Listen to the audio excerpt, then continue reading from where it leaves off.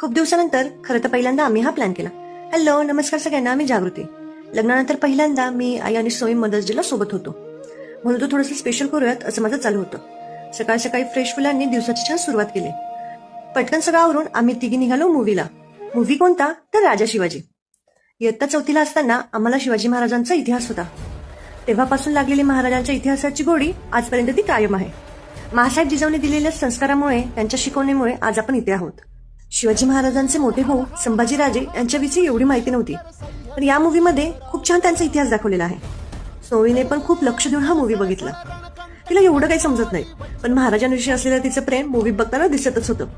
खूप अप्रतिम मूवी आहे, तुम्ही पण नक्की बघा. मूवी झाल्यावर थोडासा पोटोबा केला आणि आईला थोडी खरेदी करायची होती, मग ती करून आम्ही आलो घरी. मदर्स डेला यापेक्षा अजून स्पेशल काय असू शकतं. खरंच दिवसाचं सार्थक झालं असं वाटलं. चला तर भेटूया पुढच्या ब्लॉगमध्ये. तोपर्यंत बाय.